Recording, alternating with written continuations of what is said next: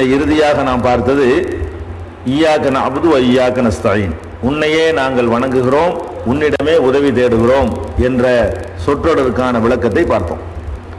அதில் உன்னையே வணங்குகிறோம் என்று சொன்னால், வணக்கம் என்றால் தொழுகை, நோன்பு, ஜக்காத்து, ஹஜ்ஜி மாத்திரம் வணக்கம் இல்லை.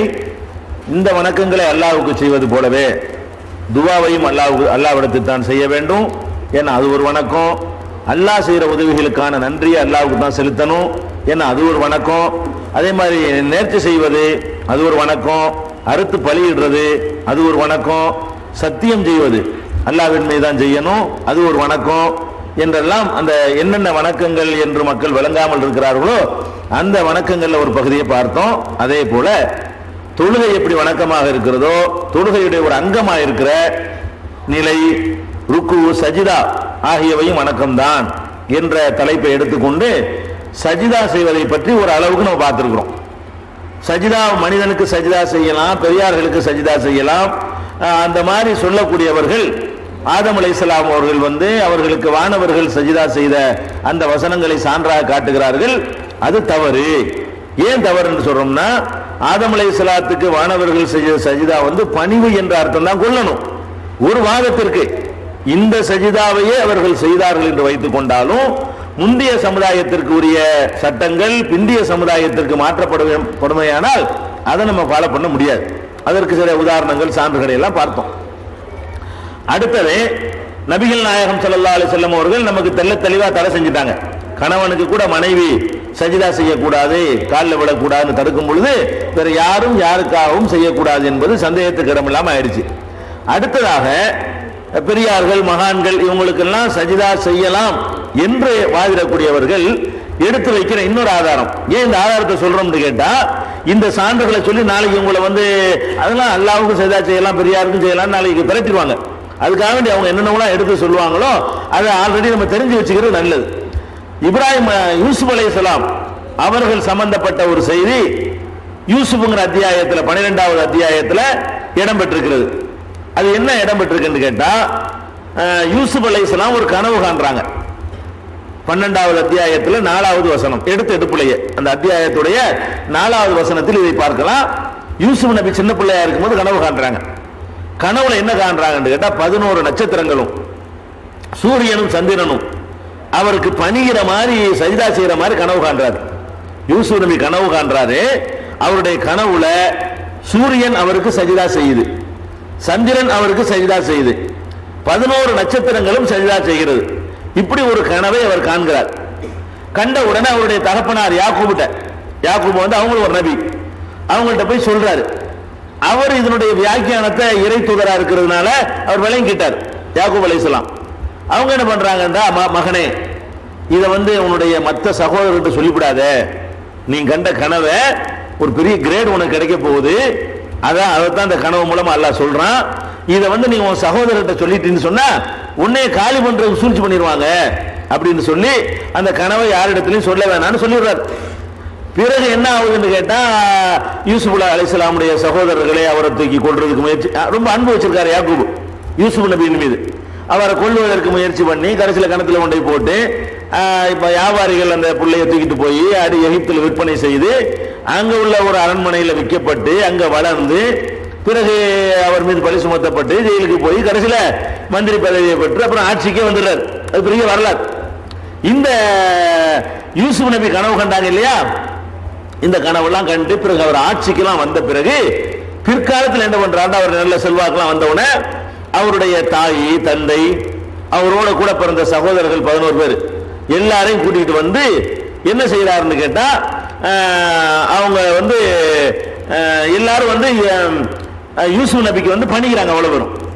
யூசுப் நபிக்கு அவருடைய சகோதரர்கள் எல்லாம் சஜிதா செய்யறாங்க, தாய் தந்தையரெல்லாம் சஜிதா செய்யறாங்க அப்படின்னு சொல்லி அந்த சம்பவத்தில் 12வது அத்தியாயத்தில் 100வது வசனத்தில் எல்லாம் சொல்றான். 4 கண்ட கனவு 100வது வசனத்தில் நிறைவேறியதாக எல்லாம் சொல்லி முடிக்கிறான்.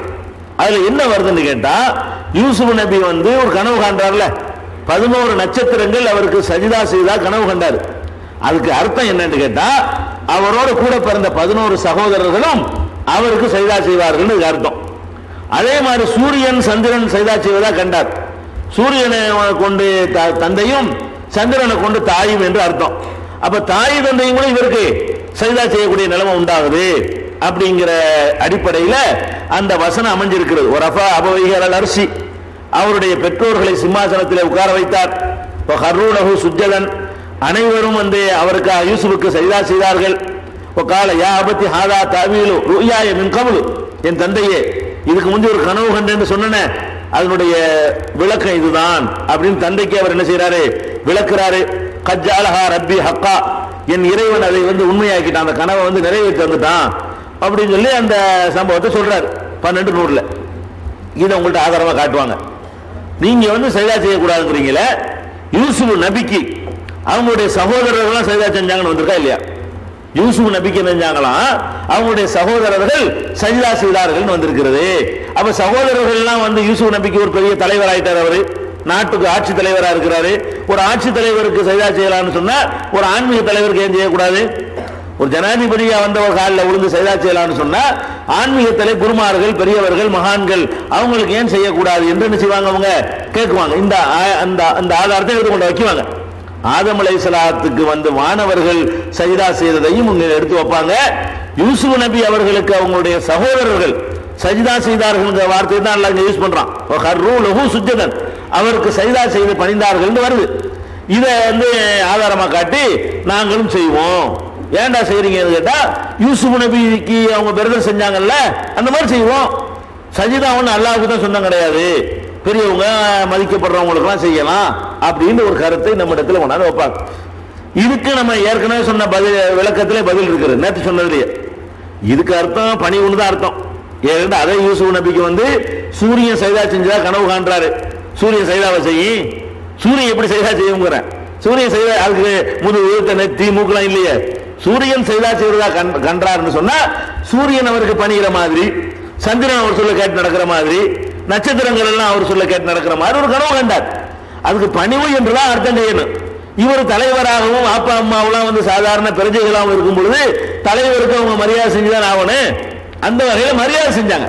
இவர் ஜனாதிபதி ஆன உடனே அவங்களுடைய சகோதரர்கள்லாம் ஜனாதிபதி என்ற முறையில் மதிச்சாங்க, தாய் தந்தையர்கள் மதிச்சாங்க. என்னதான் இருந்தாலும் நம்ம உங்க பையன் முதலமைச்சர் ஆயிட்டான போலாவரம் கூப்பிடுவீங்களா? உங்களுடைய மகன் முதலமைச்சர் ஆயிட்டான், நீங்க பெரிய ஆளாவும் மகன் முதலமைச்சர் ஆயிட்டான், பிரதமர் ஆயிட்டான்னு வைங்க, பிரதமர் வந்துட்டாங்கன்னு சொல்லுவீங்களே தவிர வாடான்னு கூப்பிடுவீங்களா? கூப்பிட மாட்டோம்ல. அந்த பதவிக்காக ஒரு மரியாதை கிடைச்சு போயிடும். அதனால மூத்தவர்களா இருந்தாலும் கூட அவர் வந்து இவர் ஜனாதிபதிங்கிறதுனால இவரை மதிச்சாங்கன்னு அர்த்தம் செய்யணும். அதெல்லாம் செய்ய விருப்பம், நாங்க சஜிதான் தான் அர்த்தம் செய்வோம், காலில் தான் விழுந்தாங்கன்னு அர்த்தம் செய்வோம் அப்படின்னு பிடிவாதம் முடிச்சாங்கன்னா சரி பிடிவாதம் முடிச்சுட்டு போங்க. அதனால இப்ப நமக்கு என்னங்கிறான், அவங்களுக்கு சஜிதா செஞ்சாங்கன்னா அந்த உம்மத்துக்கு அனுமதிக்கப்பட்டிருக்கலாம். ஆதம் அலைஹிஸ்ஸலாத்து காலத்தில் அனுமதிக்கப்பட்ட மாதிரி யாக்கூப் நபி காலத்தில் இது அனுமதிக்கப்பட்டு இருக்கும். அனுமதிக்கப்பட்ட எத்தனை விஷயங்கள் பின்னாடி வந்த நபிக்கு மாற்றப்பட்டு விட்டது. நமக்கு தடை இருக்கிறா இல்லையா? நேற்று தடையை சொன்னமா இல்லையா? 3 சஹாபா அபூ ஹுரைரா சொல்லும்போது ரசூலுல்லாஹ் தடுக்கிறாங்க, கைஸ் இப்னு சாதுங்கிறவர் வந்து சொல்லும்போது ரசூலுல்லாஹ் தடுக்கிறாங்க, முஆத் இப்னு ஜபல் வந்து சொல்லும் பொழுது ரசூல் ஸல்லல்லாஹு அலைஹி வஸல்லம் செய்யக்கூடாதுன்ட்டாங்க. நபிமார்கள் பேர்ல போய் சொல்றாங்க, யாரும் யார் காலில் விழக்கூடாது, அதை நான் கடுமையா தடுக்கிறேன் என்றெல்லாம் பெருமானார் ஸல்லல்லாஹு அலைஹி வஸல்லம் தடுத்த பிறகு யாக்கூப் நபி போய் யூசுப் நபி காலில் விழுந்தாலும் நமக்கு பிரச்சனை இல்லை, யூசுப் நபி போய் யாக்கூப் நபி காலில் விழுந்தாலும் பிரச்சனை இல்லை. அவங்களுக்கு சொன்ன வேலையை அவங்க செஞ்சாங்க, நமக்கு சொன்ன வேலையை நம்ம செய்வோம். ஒரு சமுதாயத்துக்கு அனுமதிச்ச பல காரியங்களை அடுத்த சமுதாயத்துக்கு எல்லாம் தடுப்பான். அதுக்கு நிறைய சான்றுகளை நம்ம சொல்லியிருக்கோம். நேத்து என்ன சான்று சொன்னோம்? உருவச்சிலைகளை வைத்துக் கொள்வதற்கு சுலைமான் நபிக்கு அனுமதி இருந்துச்சு, நமக்கு தடை. 34:13 நேற்று சொல்லியிருக்கோம், அதை பார்க்கலாம். அதே மாதிரி வந்து மௌன விரதம் இருக்கிறது, பேசாம இருக்கிறது, அந்த விரதம் நமக்கு கிடையாது. முந்தைய சமுதாயத்துக்கு இருந்துச்சுங்கிறத 19:26 பார்க்கலாம், நேற்று சொல்லியிருக்கிறோம். முந்தைய சமுதாயத்துக்கு ஹராமான பல விஷயங்கள் பின்னாடி ஹலாலாக்க வந்து ஈசா நபி சொன்னாங்க. இந்த செய்தி வந்து 3:50 இருக்குன்னு நம்ம சொன்னோம், அதை நேற்று பார்த்துட்டோம். வயிற்றில் உள்ள குழந்தைய பள்ளிவாசலுக்கு நேர்ச்சி செஞ்சு விடுறதுன்னு ஒரு பழக்கம் அந்த காலத்தில் இருந்துச்சு, அது எல்லாரும் அனுமதிச்சான். நமக்கு அது அனுமதி கிடையாது, அவங்களுக்கு அனுமதிங்கன்னா நம்ம செஞ்சிட முடியாது என்ற விஷயத்தை 3:35 பார்த்தோம். இது மாதிரியான ஆதாரங்களின் அடிப்படையில் யாக்கூப் நபியுடைய அந்த சம்பவத்தை அவர்கள் ஆதாரமாக காட்டுவார்களே ஆனால், யூசுப் நபியுடைய அந்த சம்பவத்தை ஆதாரமாக காட்டுவார்களே ஆனால் அது ஆதாரம் ஆகாது. அந்த உம்மத்துக்கு அனுமதிக்கப்பட்டு இருக்கலாம், மனிதங்கால உழுவுறதுக்கு குழந்தைட்டு போங்க, நல்லா அந்த காலத்தை அனுமதிச்சிருப்பான். இப்ப என்ன நிலைமை? இது முடியாது. ஒரு மனுஷனுக்கு செய்தாங்கிறது கிடையாது. அதை மட்டும் ரசூல் ஸல்லல்லாஹு அலைஹி சொல்லல, என் உம்மத்துக்கு செய்யற ஒரே மரியாதை சலாம் சொல்லிவிட்டாங்க. அல்லாஹ் மாத்தி தந்து விட்டான்.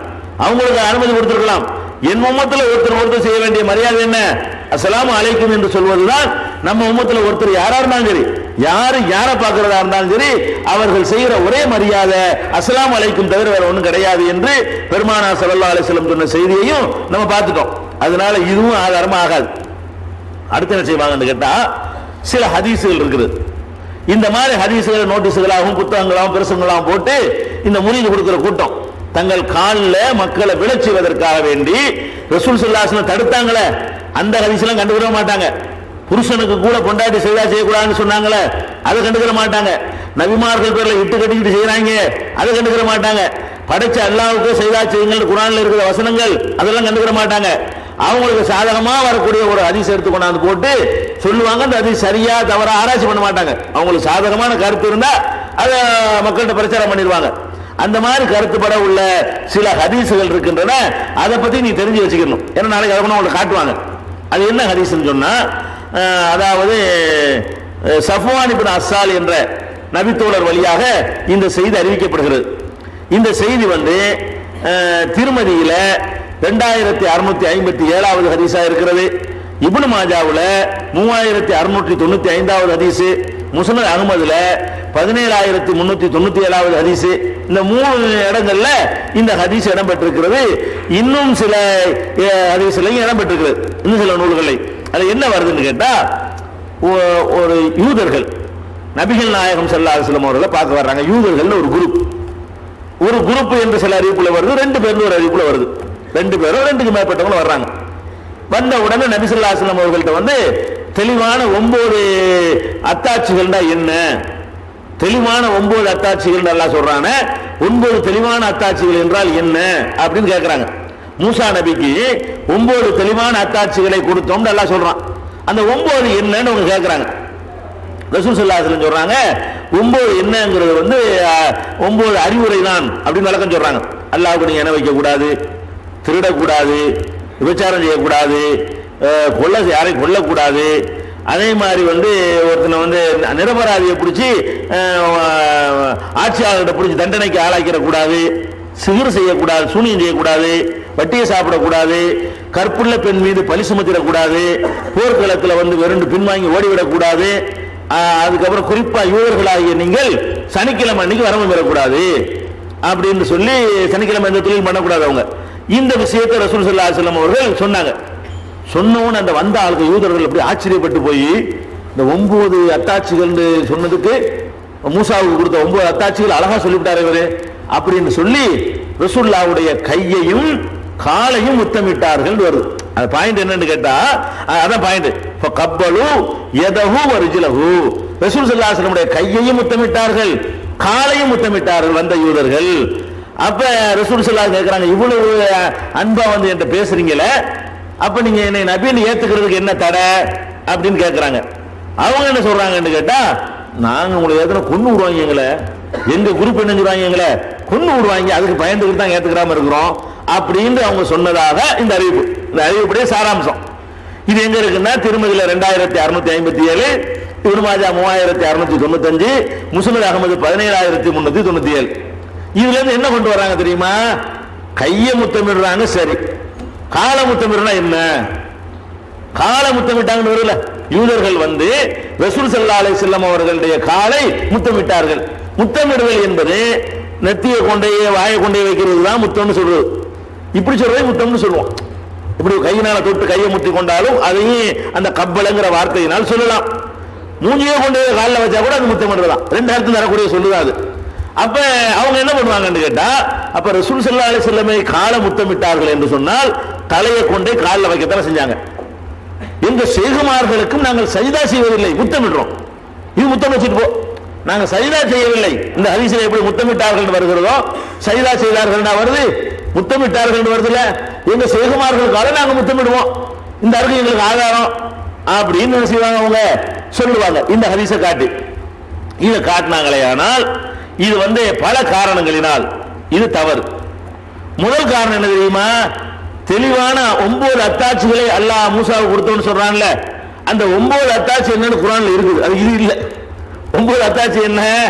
பேனை அனுப்பி விட்டது, தேள்கள் அவளுக்கு அனுப்பி விட்டது, ரத்த தண்டனையா 9 வகையான தண்டனைகள். கைத்தடி ஒரு அத்தாட்சின்னு அற்புதங்கள். மூசா நபிக்கு வந்து கைத்தடியை கொடுத்தா அது ஒரு அற்புதம், கை வெளிச்சமா இருக்கு அது ஒரு அற்புதம். அதே மாதிரி ஜராது வெட்டுக்கிளி, எங்க பார்த்தாலும் வெட்டுக்கிளி தொந்தரவு தாங்க முடியல அவங்களுக்கு, நாங்க தெரிஞ்சுக்கிறோம்டாங்க அது ஒரு அற்புதம். பேன் ஒரு இப்படி ஆதாரப்பூர்வமான அறிவிப்புகள்லையும் குர்ஆன்லையும் இருக்குன்னா அந்த 9 என்னன்னு சொல்லப்படுகிறது, 9 அத்தாட்சி. அதுக்கு மாற்றமா அந்த 9 அத்தாட்சி மூசா கொடுத்தா நல்லா சொல்றான்னு அது என்னன்னு கேட்டாங்களாம். ரசூல் ஸல்லல்லாஹு அலைஹி வஸல்லம் என்ன பண்றாங்கன்னு கேட்டா, அல்லாஹ்வுக்கு இணை வைக்க கூடாது, இது ஒரு அத்தாட்சி. இது என்ன மூசாவுக்கு எல்லாத்துக்கும் உள்ளது இது?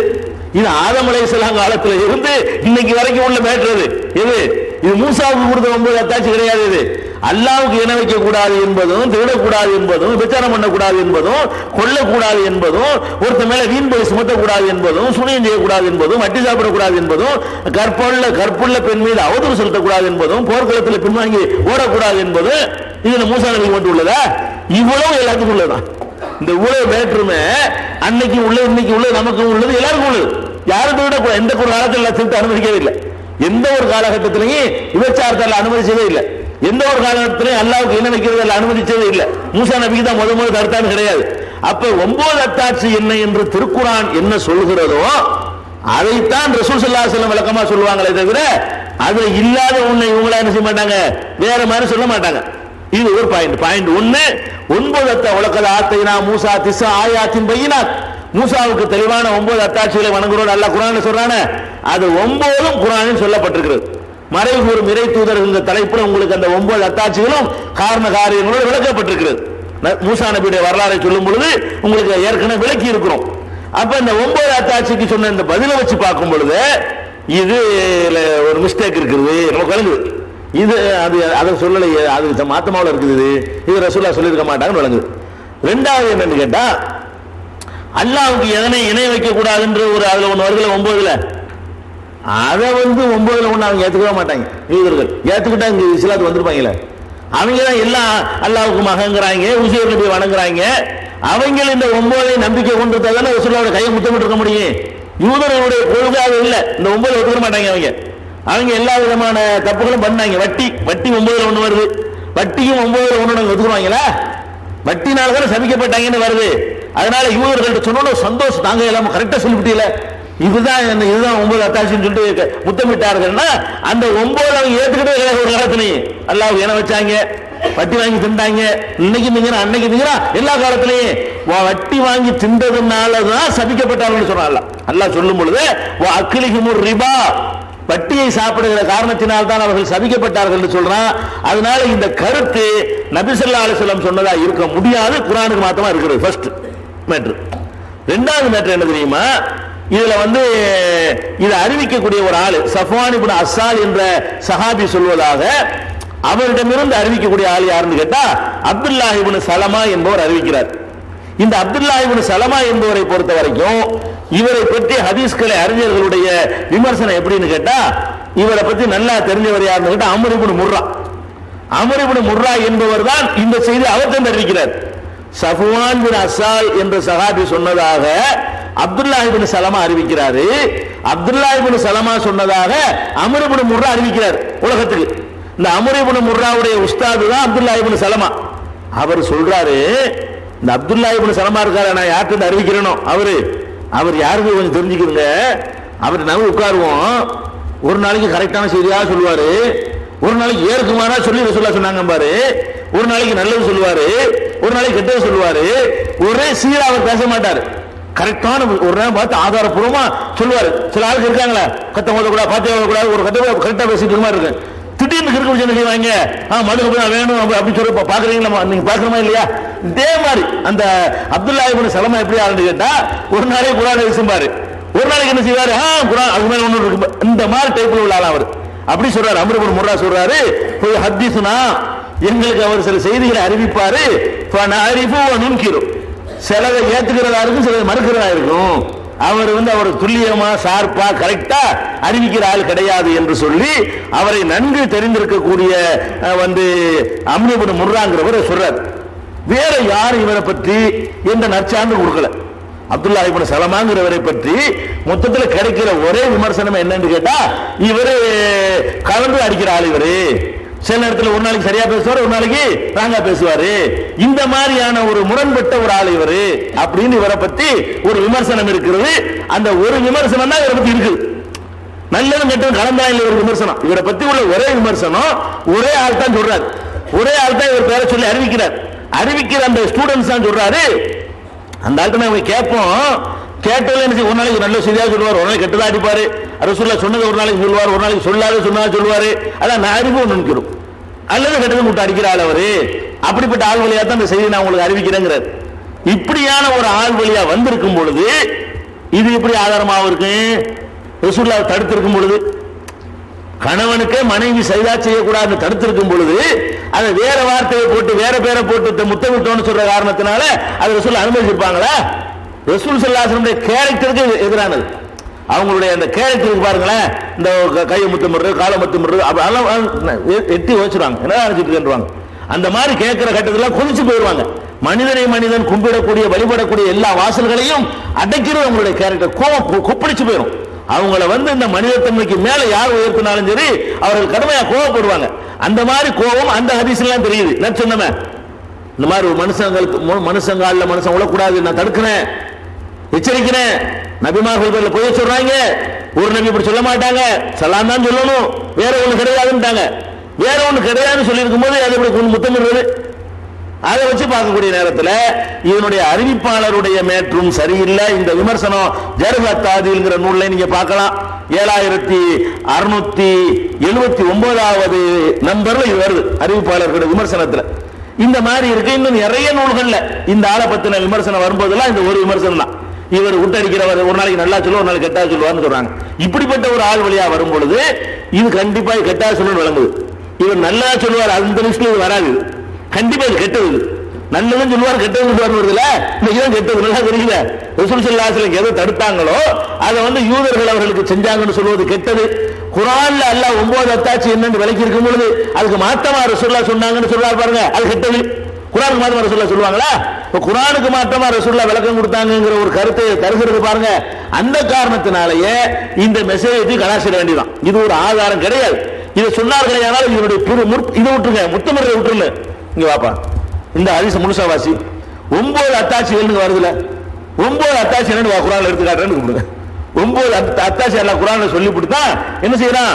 ஜராது, கும்மலு, லஃபா, தவளை, பேனு, வெட்டுக்கிளி, ரத்தம், இப்படி பல சோதனைகளை அவர்களுக்கு அனுப்பி வச்சோம்னு சொல்லிட்டு உலகத ஆத்தீனா மூசா திசா ஆயாத்திங்கிறான். அப்ப அல்லாஹ் 9 அத்தாட்சியை தெளிவா வழக்கி இருக்கும் பொழுது ரசூல் ஸல்லல்லாஹு அலைஹி வஸல்லம் மாத்தமா சொன்னாங்கன்னு வருதப்பா. அதுல இருந்தே இது பொய்ன்னு உனக்கு விளங்கலையா? இது இட்டு கட்டிப்பான்னு விளங்கலையா? குர்ஆனுக்கு மாத்தமா ரசூலுல்லாஹ் சொல்ல மாட்டாங்கன்னு விளங்கலையான்னு கேட்டா அந்த டாபிக் ஓவர். இதான் அவங்களுக்கு உள்ள ஆதாரம். இந்த ஆதாரத்தை வைத்துக் கொண்டு என்ன செய்ய முடியாது? காலில் ஒருவர் நியாயப்படுத்த முடியாது. முத்தம் போடுறேன்னு பேர் சொன்னா குற்றம் தான். நீ சொல்லிக்க வேண்டியதா முத்தம், அதுக்கு பேர் சஜிதாதான். மனிதனுடைய தலையை கொண்டு இன்னொருத்தன் காலில் கொண்டு வைக்கிறது என்பது அது கூடாது, அது தவிர்க்கப்பட வேண்டிய. இன்னும் சொல்ல போனால் ரசூல் ஸல்லல்லாஹு அலைஹி வஸல்லம் சஜிதாவை தடுத்தாங்கல்ல, சஜிதாவை தடுத்தாங்க. எப்ப அந்த சம்பவத்தை நேற்று உங்களுக்கு சொல்லியிருக்கிறேன். அதாவது கிறிஸ்தவர்கள் தங்களுடைய தலைவர்களுக்கு சஜிதா செய்யற காட்சி அவர் பார்த்துட்டு வந்தா ரசூலோட கேட்கிறார். இப்ப இந்த சஜிதாங்கிறது நம்ம என்ன வழங்கி வச்சிருக்கோம்? சஜிதான்னா தொழுகையில செய்யறோம்ல, ஒரு குறிப்பிட்ட சில உறுப்புகள், 7 உறுப்புகள் தரையில படிக்கிற மாதிரி, அதைத்தான் சஜிதான்னு வழங்கி வச்சிருக்கோம். சரி, அன்னைக்கு வேற நாட்டு தலைவர்களுக்கு மக்கள் செஞ்சாங்களே சஜிதா, அது என்னது? இப்படியே செஞ்சாங்க, நெடுஞ்சாங்கரே விழுந்துருவான், அதையும் செய்தாங்கிறார் அவரு. அவர் கேட்டதை தலையை கொண்டே காலில் வைக்கிற டாபிக் தான். இந்த 7 உறுப்பு படுற டாபிக் கூட முக்கியம் கிடையாது. அது இல்லாம வெறுமனே நெடுஞ்சாங்கரே விழுவுறான், 7 உறுப்பு படலை இப்படி விழுவுறான். இப்ப விழுவாங்க அரசியல்வாதி தலையில, அந்த மாதிரி காலில் விழுவுறாங்க இல்ல, இந்த மாதிரி விழுவுறான்னு வைங்கள. திருக்குர்ஆன் தமிழாக்கம் பி ஜெய்னுலாபிதீன் வெளிவந்துவிட்டது 8வது பதிப்பு. அனைவருக்கும் புரியும் எளிய நடை, தேவைப்படும் வசனங்களுக்கு தெளிவான விளக்கங்கள், கலை சொற்களின் விளக்கங்கள், திருக்குர்ஆன் எவ்வாறு அருளப்பட்டது, எவ்வாறு தொகுக்கப்பட்டது என்பது குறித்து முழுமையான விளக்கம். நபிகள் நாயகம் ஸல்லல்லாஹு அலைஹி வஸல்லம் காலம் முதல் இன்று வரை குர்ஆன் பாதுகாக்கப்பட்ட வரலாறு, திருக்குர்ஆன் இறைவனின் வார்த்தைகள் என்பதற்கான அடுக்கடுக்கான ஆதாரங்கள், முந்தைய பதிப்புகளை விட மெருகூட்டப்பட்ட செய்திகள், கூடுதலான பக்கங்கள், அழகிய வடிவமைப்பு, உயர்தரமான பைண்டிங். விலை ரூபாய் 300 மட்டுமே. வெளியீடு மூன் பப்ளிகேஷன், நம்பர் 83/3, முதல் மாடி, மூர்தரு, மண்ணடி, சென்னை 1. போன் 65690810. சிறுவும் சஜிதா இது செய்யப்பட்டுச்சு. தலைவர்களுக்கு வேற வேற சமுதாய மக்கள் இப்படியான சஜிதாவை செஞ்சாங்க. இதை செய்யறதான் சஜிதாங்கிற வார்த்தையால் அந்த சஹாபி அனுமதி கேட்கிறாங்க. இதைத்தான் சொல்ல மாட்டேன்டாங்க. முழு சஜிதாவை கூட இல்ல, அது அறவே கூடாது விளங்குறது. நெத்திய நெடுஞ்சான் கிடையாது, உழுவு நம்ம காலில், அதாவது ஏறக்குறைய முத்தமிடுறதுங்கிறானுல. இது நாங்க சஜிதா செய்யல, கதம் போஸ் பண்றோம், காலை முத்தமிடுறோம் அப்படின்னு சொல்லி மக்களை ஏமாத்துறாங்களே, அது தப்பு என்பதற்கு இந்த ஹதீஸுடைய பலவீனமே நமக்கு ஆதாரமா இருக்கு. ஒன்னாச்சா, அடுத்து என்ன செய்வாங்கன்னு கேட்டா இன்னொரு ஹதீஸ் சொல்லுவாங்க. இந்த ஹதீஸ் எங்க இருக்குன்னு கேட்டா அபூதாவுதுல 4548, பைஹகி அவர்களுடைய சுனனுல் குபராவுல 13365 வால்யூம்ல சொல்றதா இருந்தா 7வது வால்யூமும் 102ஆம் பக்கத்தில் இதை பார்க்கலாம். மோஜமுல் அவுசத் தபரானி அவர்களுடைய அவுசத்துங்கிற நூல்ல 1வது வால்யூம்ல 133ஆம் பக்கத்துல 418வது ஹதீஸாக பதிவு செய்யப்பட்டிருக்கு. தபரானியுடைய கபீர்ங்கிற நூல்ல 5313வது ஹதீஸ், வால்யூம்ல சொல்றாங்க 5வது வால்யூம்ல 275ஆம் பக்கம். இவ்வளவு இடங்கள்லயும் ஒரு சம்பவம் வருது. என்ன சம்பவம் கேட்டா, ஜாரி என்று ஒரு சஹாபி, ஜாரி என்ற ஒரு பேரு, அவர் அப்துல் கைஸ் என்ற ஒரு கூட்டத்தை சேர்ந்தவர். அப்துல் கைஸ் கூட்டத்தார்கள் தூதுக்குழுவினர் நபிகள் நாயகம் ஸல்லல்லாஹு அலைஹி வஸல்லத்தை சந்திக்க வர்றாங்க. அந்த சந்திக்க வந்த குழுவுல இவரும் ஒருத்தரா இருந்தார். ஜாரி என்ற ஒரு சஹாபி ரசூல் ஸல்லல்லாஹு அலைஹி வஸல்லம் சந்தித்து இஸ்லாத்தை ஏற்றுக்கொள்வதற்காக வேண்டி ஒரு குரூப்பா வர்றாங்க. வரும் பொழுது இவரும் அந்த ஜாரி என்பவர் நினைஞ்சிருக்காரு, அந்த குழுவில் இருந்தார். அவர் சொல்றார், இந்த சம்பவத்தை சொல்லுகிறார். நாங்கள் லம்மா கதிமுனல் மதீனத்தை, நாங்கள் மதீனாவுக்கு வந்த உடனே, வேற ஊர்ல இருந்து வர்றாங்க, ரசூல் ஒருத்தர் வந்திருக்காரு, அல்லாஹ் ஒருத்தங்கிறாரு, நல்ல செய்திலாம் சொல்றாராம், நம்ம போய் அவர் கட்சியில் சேர்ந்துக்கிறோம் அப்படின்னு நினைச்சு மக்கள் வர்றாங்க, கூட்டம் கூட்டமா வருவாங்க. அப்படி வந்தவர்கள்ல அப்துல் கைஸுடைய கூட்டத்தார்கள் 2 டைம் வந்திருக்காங்க ரசூல் ஸல்லல்லாஹு அலைஹி வஸல்லம். ஆரம்பத்தில் இஸ்லாம் மதீனாவுக்கு போன புதுசுல ஒரு குரூப் வந்தாங்க, ரொம்ப நெருக்கடியான இடத்துல வந்தாங்க. இஸ்லாம் டெவலப் ஆன பிறகு வந்த 2வது குரூப் இது. இந்த 2வது குரூப்பாக இவங்க என்ன செய்யறாங்க, ஒரு குரூப் வர்றாங்க. வந்த உடனே அப்ப அவர் சொல்றாரு, நாங்கள் மதீனாவுக்கு வந்த உடனே எங்களுடைய வாகனங்களில் இருந்து வேகமா இறங்கும், ரசூலுல்லாஹ் பார்க்க போற அந்த ஆர்வத்துல மதீனா வந்தவுடனே அவசர அவசரமா நினைஞ்ச அப்படியே இறங்கணும். இறங்கி கப்பிலு எதன் நபி ஸல்லல்லாஹு அலைஹி வஸல்லம் ஒரு இலஹு, ரசூல் ஸல்லல்லாஹு அலைஹி வஸல்லமுடைய கையை காலையும் முத்தமிட்டோம். ஆர்வத்துல ரசூலுல்லாஹ் பார்க்கணும்னு வந்திருக்கோம்ல, அந்த ஆர்வத்துல நாங்க வேக வேகமா வாகனத்தை விட்டு, ஒட்டகத்தை விட்டு அல்ல குதிரையை விட்டு இறங்கி வேகமா போய் ரசூலுல்லாஹ்வுடைய கையை தொட்டு காலை தொட்டு நாங்க முத்தமிட்டோம். கையையும் முத்தமிட்டோம்னு வந்தா பரவாயில்ல, காலையும் கப்பிலு எதன் நபி ஸல்லல்லாஹு அலைஹி வஸல்லம் ஒரு இலஹு, ரசூலுல்லாஹ்வுடைய கையையும் காலையும் முத்தமிட்டோம். தப்புனா ரசூலுல்லாஹ் வாங்கி அறிஞ்சிருப்பாங்கல்ல, கண்டிச்சிருப்பாங்கல்ல, கண்டிச்சாங்கன்னு வரல. அந்த ஹதீஸ்ல கண்டித்தார்கள் வரல, முத்தமிட்டோம் என்பது மட்டும்தான் இருக்கே தவிர அதை முகத்தை சொல்லித்தார்கள் என்றையோ கடுமையான வார்த்தைகளை சொன்னார்னு சொல்லியோ அது அப்ஜெக்ஷன் பண்ணாங்கன்னு சொல்லியோ வரல. அப்ப சஹாபாக்கள் ரசூலுல்லாஹ் இஸ்லாத்தை அதாவது யூதனுடைய செயல் விட்டு போயிடலாம். சஹாபாக்கள் இஸ்லாத்தை ஏற்றுக்கொண்ட மக்கள் ரசூல் ஸல்லல்லாஹு அலைஹி வஸல்லமுடைய கையையும் காலையும் முத்தமிட்டார்கள். அதை ரசூல் ஸல்லல்லாஹு அலைஹி வஸல்லம் பார்த்துக்கிட்டு சும்மா இருந்தாங்க. அதனால நாங்கள் என்ன செய்வோம், சேகுமார்களுக்கு நாங்களும் முத்தமிடுவோம். அது சஜிதா கிடையாது, அது மார்க்கத்தில் உண்டு, இந்த இருக்கு ஆதாரம் அப்படின்னு இந்த சம்பவத்தை சொல்லுவாங்க. இது நான் ஏற்கனவே சொல்லப்படி அபூதாவுது, பைஹகி, தபரானியுடைய அவுசத்து, கபீர், இதுல எல்லாம் இருக்கிறது. இதுல எல்லா நூல்லையுமே ஒரே அறிவிப்பாளர் தான். என்ன அறிவிப்பாளர் கேட்டா, இதை அறிவிக்கிற ஆள் யாருன்னு கேட்டா, இந்த ஜாரின்னு ஒருத்தர் போய் போனார்னுங்கிறார்ல, அவருடைய பேத்தி அறிவிக்கிறாங்களாம். அவருடைய பேத்தி ஜாரி என்பவர் அந்த கூட்டத்தில் போறாரு. அவர் சொன்னதாக எங்க பாட்டனார் எங்களுக்கு சொன்னார் அப்படின்னு சொல்லிட்டு உம்மு அபான் என்ற ஒரு பெண்மணி, இந்த உம்மு அபான் என்பவருடைய தாத்தா தான் அவர். யாரு, அந்த குழுவில் இருந்தவர். இந்த கால முத்தமிட்டோன்னு சொல்றாரு அந்த செய்தியை. அந்த குழுவில் இருந்தவர் யாருன்னு கேட்டா ஜாரிங்கிறது. இந்த ஜாரி என்பவருடைய பேத்தியை சொல்ற, மகன் வீட்டு பேத்தி உம்மு அபான், அவங்க இதை அறிவிக்கிறாங்க. அவங்கள்ட்ட யார் அறிவிக்கிறாருன்னு சொன்னா இந்த அம்மாவுடைய பேரை அறிவிக்கிறார். எல்லாமே அதாவது எப்படி வருதுன்னா, மத்தர் பின் அப்துர் ரஹ்மான்ங்கிறவர் சொல்றாரு, எனக்கு எங்க பாட்டி சொன்னாங்க, எங்க பாட்டிக்கு அவங்க தாத்தா சொன்னாங்கன்னு ஒரு வாசகம். சுருக்கமா சொல்றாருந்தா, இந்த செய்தி அறிவிக்கிறவர் மத்தருங்கிற ஒரு ஆள் சொல்றாரு. சொல்லும் போது என்ன சொல்றாருன்னு கேட்டா, எனக்கு இந்த செய்தி யார் சொன்னா தெரியுமா, எங்க பாட்டி சொன்னாங்க அப்படிங்கிறாரு. உங்க பாட்டிக்கு யாருப்பா சொன்னா, எங்க பாட்டிக்கு அவங்க தாத்தா சொன்னாங்க, அவங்க தாத்தா தான் இவர். இப்படியான இந்த செய்தி வருகிறது. அப்ப இது இப்படி வறுமையானால் அந்த பாட்டி யார்? பாட்டி சொன்னாங்கன்னு சொன்னா அந்த சில ஆளுக்கு இந்த ஹதீஸ் எழுதிட்டு ஒன்னும் விமர்சனம் பண்ணா போயிட்டு இருக்காங்க. விமர்சிக்க வேண்டிய ஒரு ஹதீஸ். என்ன ஹதீஸ்னு கேட்டா, உம்மு அபான் என்ற இந்த பெயருடைய இந்த பெண்மணி, இவருடைய மகள் இந்த ஜாரி என்பவருடைய பேத்தி என்பதற்கு ஆதாரம் இருக்கிறது. பேத்தி எல்லாரும் சொல்றாங்க. கேரக்டருக்கு என்ன ஆதாரம்? பேத்தி எடுக்க முடியுமா? அலி ரலியல்லாஹுடைய பேர பிள்ளைகளுக்கு லைஃப் ஆன ஆட்கள் விட்டுக்கட்ட ஆட்கள் இருந்திருக்கிறாங்க.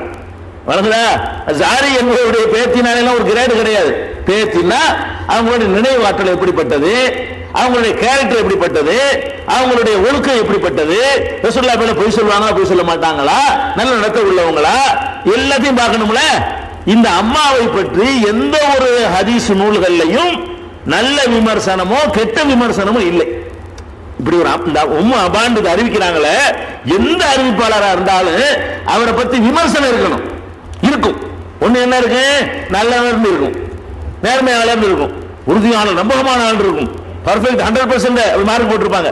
சில ஆளை பத்தி இவர் சரியில்லை, இவர் கொஞ்சம் உழப்புறாரு, இவர் யாவ சக்தி இல்ல, இவர் உன்னோட உளருவாரு, வயசாகி போன மூளையெல்லாம் குழம்பு போச்சு இவருக்கு, இப்படியான ஏதாவது ஒரு ஏற்கமான விமர்சனம் இருக்கும். இந்த உம்மு அபான் என்பவரை பொறுத்த வரைக்கும் ஜாரி என்பவருடைய பேத்தி, ஜாரியுடைய மகன் வாசியுடைய மகள் உம்மு அபான் அப்படிங்கிறது மட்டும் கிடைக்கிறது. இந்த அம்மாவுடைய பிறப்பு எந்த வருஷம், இந்த அம்மாவுடைய இறப்பு எந்த வருஷம், இந்த அம்மாவை தாத்தாவை முதல்ல பார்த்துச்சா, எத்தனை வயசுல பார்த்துச்சு, பார்த்து கேட்க வாய்ப்பு இருந்துச்சா, சரி கேட்டே இருந்தா கூட இவர் நேர்மையா இருந்தாரா, நல்ல யாவசத்து உள்ள அம்மா தானா, அல்ல உணர்வு கொண்டு சொல்ற அம்மாவா, அப்படிங்கிறதுக்கெல்லாம் எந்த விதமான புருஃபும் கிடையாது. ஒரு ஆள் அறிவிக்கிறார்னு சொன்னா அவரை பத்தி ரெக்கார்டு இல்லைன்னு சொன்னா அதுக்கு பேர் மஜ்ஹூல்பாங்க. ஹதீஸ் துறை என்ன செய்வாங்க, மஜ்ஹூல், அட்ரஸ் இல்லாத ஆள் அறிவிக்கிறாரு. மஜ்ஹூல்னா அட்ரஸ் இல்லாத ஆள். அட்ரஸ் இல்லாத ஆள் வழியாகத்தான் இந்த செய்தி அறிவிக்கப்படுகிறது. முதல்ல இந்த செய்தி நீங்கள் ஏற்றுக்கொள்வதாக இருந்தால் உம்மு அபான் யாருன்னு சொல்லு கேட்கணும். உம்மு அபான் அறிவிக்கிறாங்கல்ல, எந்த அறிவிப்பாளர் வந்தாலும் நமக்கு ரெக்கார்டு எடுக்க முடியும்.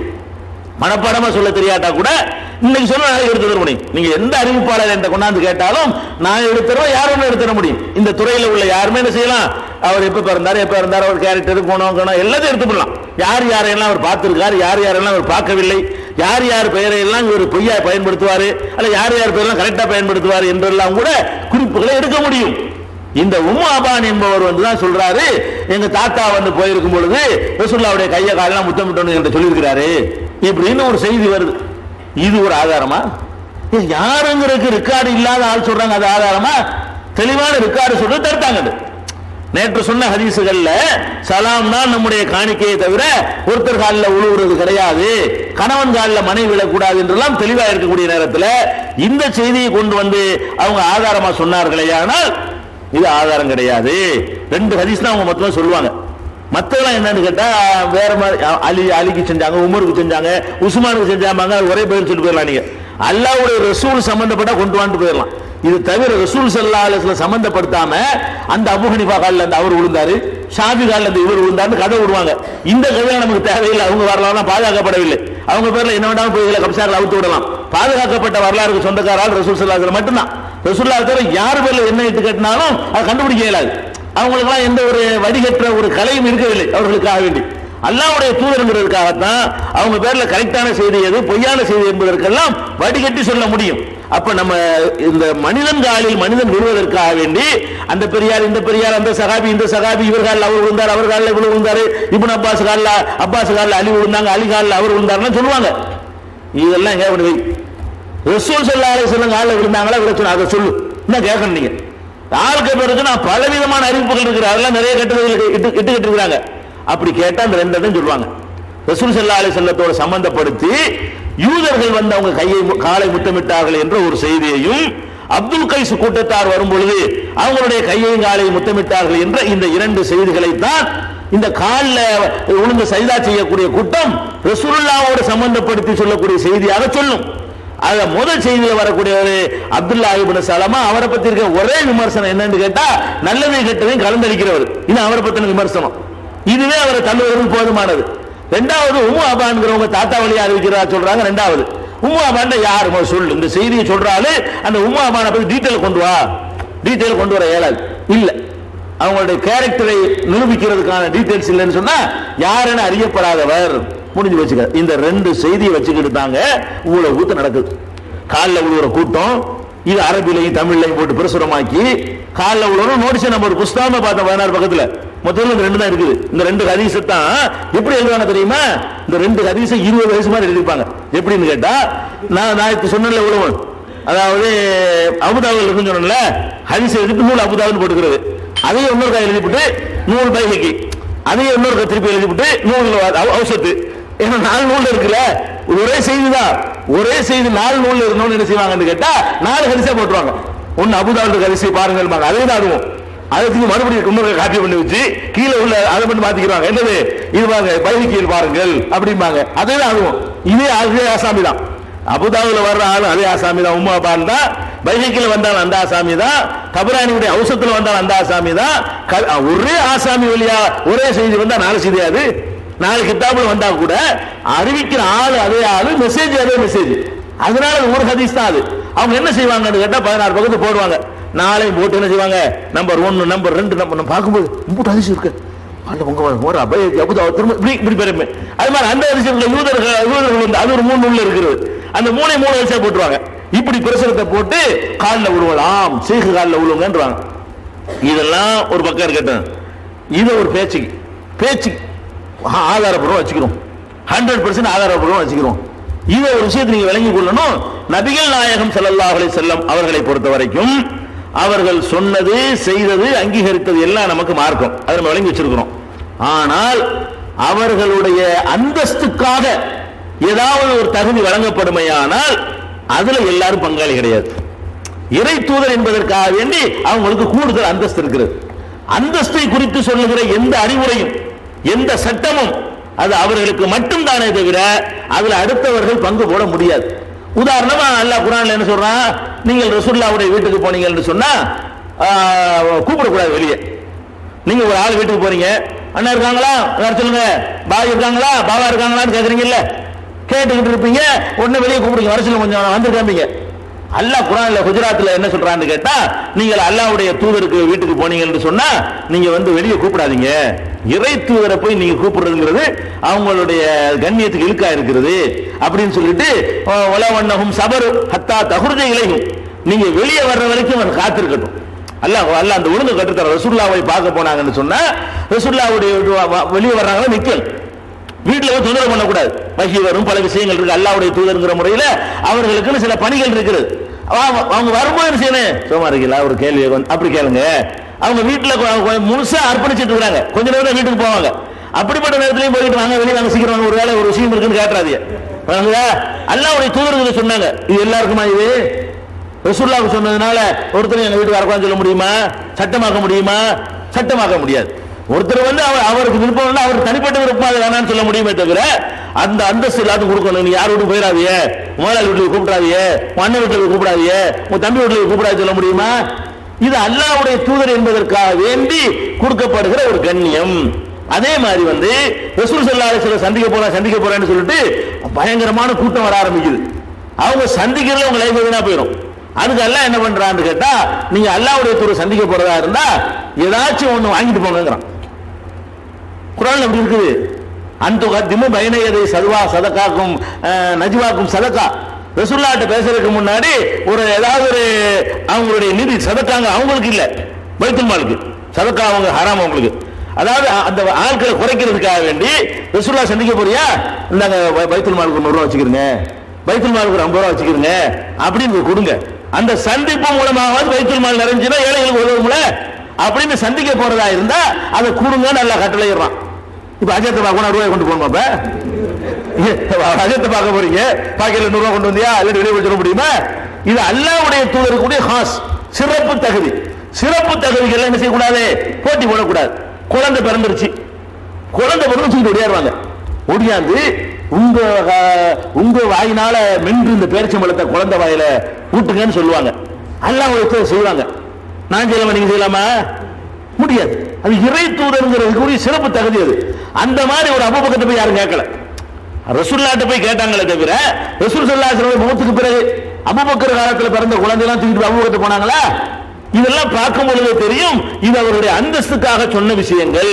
அந்தஸ்துக்காக சொன்ன விஷயங்கள்ல அடுத்தவர் போட்டி போட இயலாது. இப்ப அல்லாஹ்வுடைய தூதர்ங்கிறவங்க முதல் விஷயம் அவங்க நல்லவங்கிறது கன்ஃபார்மா இல்லையா? அல்லாஹ்வுடைய தூதர் நம்ம ஏத்துக்கிட்டோம்னா அவங்க 100% இறை நல்லடியார், இறைவனுக்கு ஓப்பான அடியார்னு ஒத்துக்கிறோமா இல்லையா? சரி, இந்த செய்கை முறியுங்கிறாங்களே இவங்க நல்லடியாரா? ஏதாவது ஆதாரம் இருக்கா?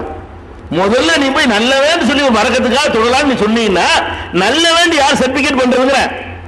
ரசூலுக்கு அல்லாஹ் சர்டிபிகேட் பண்ணிவிட்டான். நீ நல்லவர் தான் கன்ஃபார்மா நம்பலாம். நீ இன்னும் போய் காலில் உள்ள ஒரு செய்கை நல்லவரா சொல்ல இயலுமா? கெட்டவர்னு சொல்ல இயலும். நம்மளை விட எல்லா வேலையும் மட்டமா இருக்கல. அவரு திங்கிறோம், நம்மளோட நல்லா திங்கிறாரு, நப்சை கட்டுப்படுத்த முடியல. நம்ம பழைய சோறு சாப்பிடுவோம், அவருக்கு 72 ருசி இருந்தா தான் உள்ள இறங்குது. இது நல்லவரா? நீ என்ன பக்குவம் எடுத்துரு? நீ என்னப்பான்னு கேட்கவே இல்லையா? நம்மளோட ட்ரெஸ் உயர்ந்த ட்ரெஸ் அவர் அணிகிறாரு. நம்ம நடந்து போனா அவர் கார் கேட்குது. அவர் ஏழை வீட்டுல சாப்பிட மாட்டார், பணக்கார வீட்டுல மட்டும் தான் சாப்பிடுவாரு. யாரு? முடிவு கொடுக்கிறவரு. முடிவு கொடுக்கிறவரு தன்னுடைய நாக்கு கட்டு வெறும்பாயில் படுப்பார். அவரு வெறுதல் படுத்து தூங்குவார். அவரு ஒரு காலம் தூங்க மாட்டாரு. அவர் குஷன் வேணும், அப்பதான் அவர் தூக்கம் வரும்.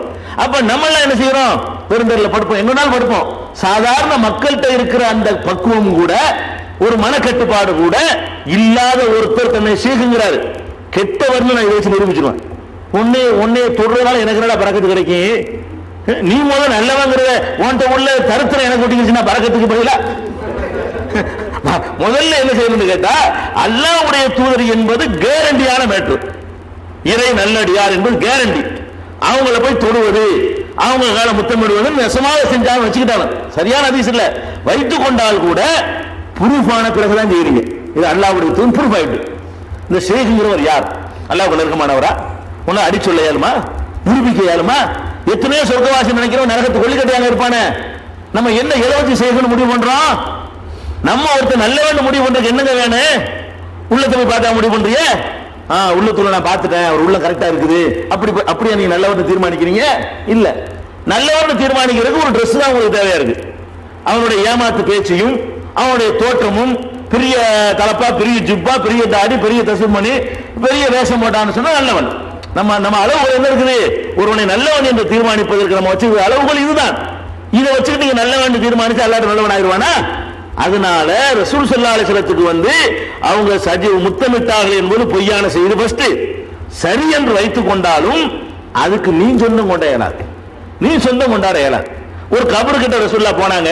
2 கபரு வேதனை செய்யப்படுதுன்னு சொல்லிவிட்டு ஒரு பேரிச்ச மரத்தை மட்டை எடுத்துட்டு சொல்லி 2ஆ பொளந்து 2 கபரு நட்டி வச்சாங்க. நட்டி வச்சுட்டு என்ன சொன்னாங்க தெரியுமா? என்னுடைய துஆவினால் இந்த வேதனை லேசாக்கப்படலாம். படுமோட சொல்லல, இல்ல அல்லங்கிறாங்க. நான் என் கையினால வச்சதுனால அல்லாஹ் அந்த வேதனையை லேசாக்கலாம் அப்படின்னு சொல்லி 2 கபர்ல கொண்டு நட்டாங்க. நீங்க நட முடியுமா? முதல்ல இந்த கபர்ல வேதனை செய்யப்படுறான்னு உங்களுக்கு தெரியுமா? ரசூலுல்லாஹ் தெரிஞ்சு வச்சாங்க. ரசூல் ஸல்லல்லாஹு அலைஹி வஸல்லம் எத்தனை கபரை கடந்து போறாங்க. பர்டிகுலரா 2 கபரோட வேதனையெல்லாம் எடுத்து காட்டலாம். வேதனையை காட்டின பிறகு இறை தூதர் என்ற முறையில பார்த்துட்டு சும்மா போக இயலாது.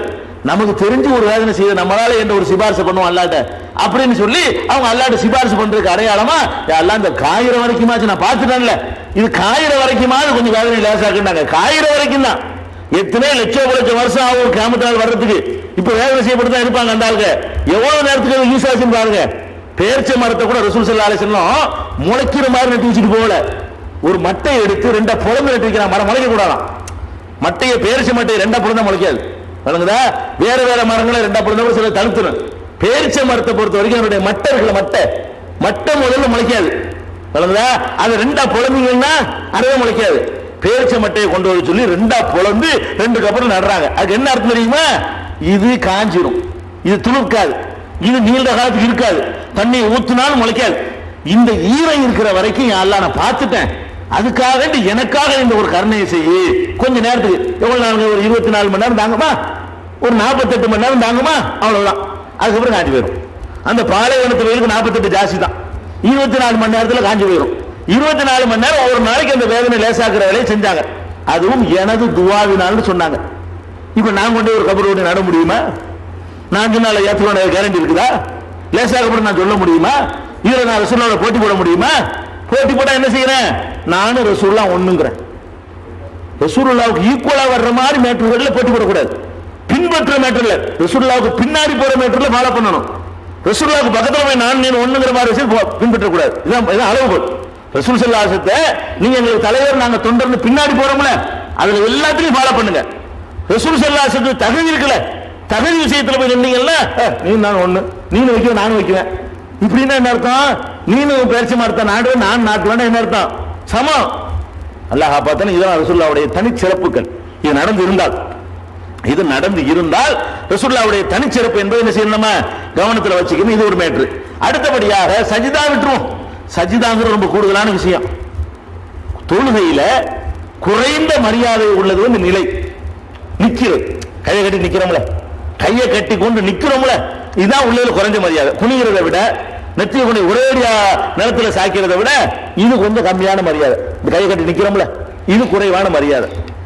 இந்த மரியாதையை கூட ஏதோ ஒரு வேலைக்கு கையை கட்டி நின்று அப்படி நிக்கலாம். பஸ் வரல இப்படி காத்து நிக்கலாம். இதுல மார்க்கத்தில் குற்றம் வராது. அதுல இடம் கிடைக்கல நிக்கலாம், கியூல நிக்கலாம். எதுக்கு நிக்கணும்? யாருக்கு மரியாதை செய்யறதுக்காக நிக்கல. அத கால் வலிக்கு நினைச்சு நிக்கலாம், உட்கார சீட்டுல நினைச்சு நிக்கலாம். இதுக்கெல்லாம் மார்க்கத்தில் அனுமதி இருக்குது. நீங்க வந்ததுக்காக நினைக்க கூடாது. நீங்க வந்துட்டீங்க, இந்த மனங்கிற அர்த்தம் மரியாதை. இந்த மரியாதைக்காக நிற்றல் அல்லாஹ்வுக்கு மட்டும் தான் சொந்தம். மரியாதை நிமித்தமாக எந்திரிச்சு நிக்கிறதா இருந்தால், ஒருத்தர் உட்கார்ந்து இருக்கும் பொழுது அவர்கிட்ட நான் நிக்கவே மாட்டேன், அவர்கிட்ட உட்காரவே மாட்டேன். எத்தனை பேர் குடும்பங்கள்ல நடக்குதுங்க? மாமனாருக்கு முன்னாடி மருமகன் நிக்கத்தாங்க செய்யணும், உட்காரக்கூடாது.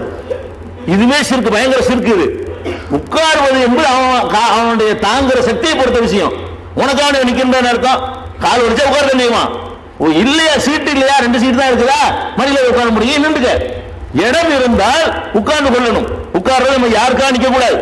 நம்ம வந்து நிக்கிறாரு, மரியாதை செய்ய நிக்கிறாரு. நான் நிக்கிறேன்னா மரியாதைக்கா நிக்கிறேன். நின்றா எல்லாருக்கும் தெரியும், உட்கார்ந்து தெரியாது, நிறைய பேர் தெரியாது. இப்ப நான் நிக்கிறேன், இது மரியாதைக்கு நான் நிற்கவில்லை, மெசேஜ் சொல்வதற்கு கொஞ்சம் உயரமா இருக்கணுங்கிறதா நிக்கிறேன். அவர் நிக்கிறாரு, இந்த டைம் முடிய போகுதுன்னு சிக்னல் கொடுக்கறதா நிக்கிறாரு. அதுக்கு நிக்கிறாரா? யாருக்கு மரியாதை செய்யறதுக்கு நிக்கிறாரா? அப்படி நிக்கலாம். ரசூல் ஸல்லல்லாஹு அலைஹி வஸல்லம் பாருங்க, நிக்கிறத பத்தி சொல்றாங்க. அற்புதமான ஹதீஸ். ஒரு நாள் நோய்வாய்ப்படுறாங்க ரசூல் ஸல்லல்லாஹு அலைஹி வஸல்லம். நோய்வாய்ப்பட்டவன என்ன செய்யறாங்கன்னா, நின்று தொழுவிக்க முடியல, உட்கார்ந்து தொழுவிக்கிறாங்க. ரசூல் ஸல்லல்லாஹு அலைஹி வஸல்லம் என்ன செய்யறாங்க? உட்கார்ந்து தொழுவிக்கிறாங்க. ரசூல் ஸல்லல்லாஹு அலைஹி வஸல்லம் உட்கார்ந்து தொழுவிச்ச உடனே சஹாபாக்கள் நின்று தொழுகிறாங்க. இமாம் என்ன செய்யறாரு? உட்கார்ந்து இருக்காரு. ரசூல் ஸல்லல்லாஹு அலைஹி வஸல்லம் உட்கார்ந்து இருக்காங்க. பின்னாடி நிக்கிற மக்கள் என்ன செய்யறாங்கன்னு கேட்டா, நின்று தொழுவிக்கிறாங்க. தொழும் போது ரசூல் ஸல்லல்லாஹு அலைஹி வஸல்லத்துக்கு வந்து அவங்க அதை நீங்க செஞ்சிடக்கூடாது, அவங்க செஞ்ச வேலையை திரும்பி பாக்குறாங்க. அல்லாஹ்வுடைய தூதரா இருக்கனால மக்கள் எப்படி இருக்காங்கன்னு பாக்குறதுக்கு நமக்கு இல்திபாத் தடுத்துட்டாங்க ரசூல் ஸல்லல்லாஹு அலைஹி வஸல்லம். திரும்பி தொழுகையில திரும்பி பார்க்க கூடாதுன்னு சொல்லிட்டு இவங்க இமாமா இருந்தாங்க. ரசூல் ஸல்லல்லாஹு அலைஹி வஸல்லம் என்ன செய்றாங்க? நம்ம உட்கார்ந்து இருக்கோம், இந்த ஆளுக்கு உட்கார்ந்து இருக்காங்களா நிக்கிறாங்களான்னு தெரியணுமே அப்படிங்கிறதுக்காக தொழுதுகிட்டு இருந்த ரசூல் ஸல்லல்லாஹு அலைஹி வஸல்லம் அவர்கள் என்ன செய்யறாங்கன்னா, திரும்பி பார்க்கறாங்க. ஃபல்தபத இலைனா, அப்படி ஹதீஸ்ல வருது, எங்களை நோக்கி திரும்பினார்கள். ஃபரஆனா கியாமன், நாங்கெல்லாம் நின்றுட்டு இருக்கிறோம்.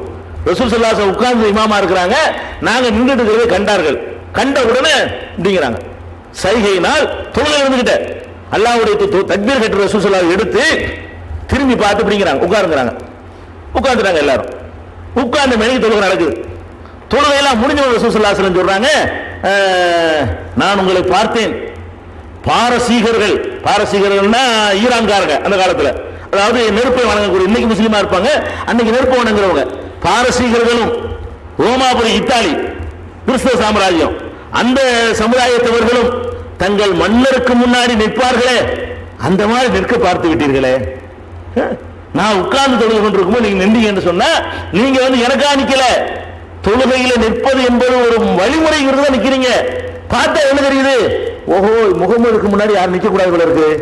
யாராவது வெளியே வந்து வருவான், அன்னைக்கு பார்த்து பள்ளியாசனம் பார்ப்பான், இவர் மட்டும் உட்கார்ந்து இருப்பாரு, எல்லாம் நிப்பாங்க. ஓ, இவர் வந்து தன்னை மட்டும் உட்கார வச்சுக்கிட்டு 50 பேரை பின்னாடி நிக்க வைக்கிறாரா அப்படின்னு நினைக்கவானே இல்லையாப்பா? இவங்க அந்த நியத்தை யாருக்கும் கிடையாது. ரசூலுல்லாஹ் உட்கார்ந்து நின்றாங்க, தொழுகையில நிக்க வேண்டும், அதுதான் நின்றாங்க. குனிய வேண்டிய நேரத்தில் குனிஞ்சாங்க.